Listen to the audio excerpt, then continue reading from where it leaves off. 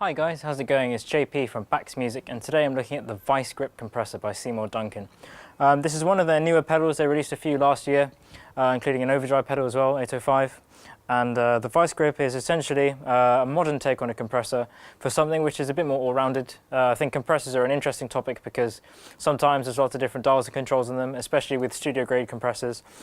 But what they've done is they've taken the ideology behind a studio-grade compressor and they've put that into a pedal size enclosure.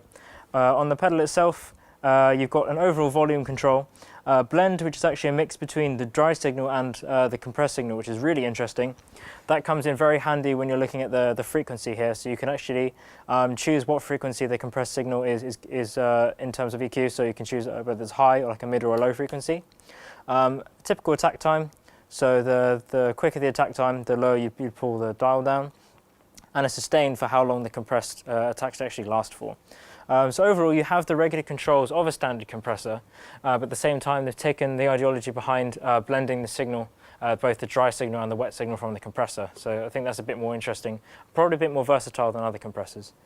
So let's listen to how it would sound when I have a bit of a low blend, so more of the dry signal coming through.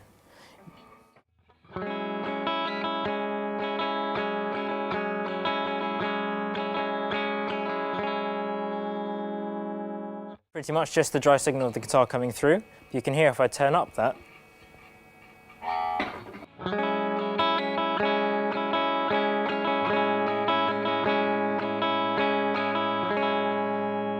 We're now really starting to hear the spank, and this is actually with the low end engaged. You can hear things are a little bit fatter. If I was to push the EQ setting and stick it on the top, you can hear really getting that sparkle, especially with a guitar like this Phasey Telecaster, where I've got single chords and I kind of want to bring that out a little bit more. The EQ setting is really important, especially when you're using a single coil guitar and you want to really bring out the spank, and that's probably why a lot of people like to actually use compressors. Having the EQ switch makes that really easy. So you can see I've pushed this to the top and things are going to start to breathe a lot more now on the high end.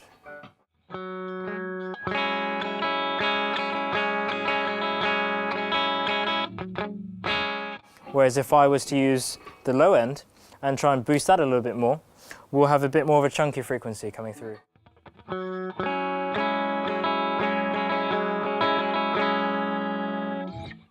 And that's really important, especially when using a single coil guitar as well, if you want to bring out a bit more of those frequencies where you don't really have that much control over it and you're not using a humbucker.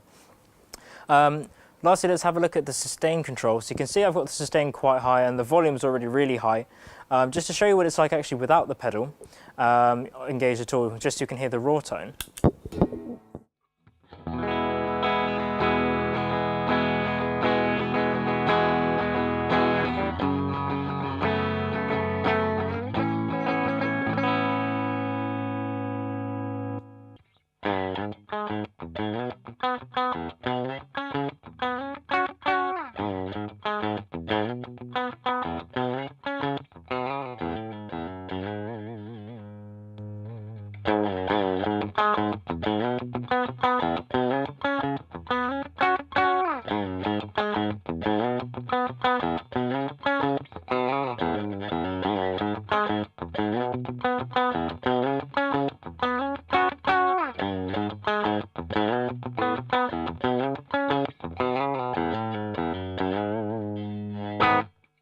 Thanks so much for checking out this demo. If you'd like to see more about this, you can click on the links above and below and go straight to the product page.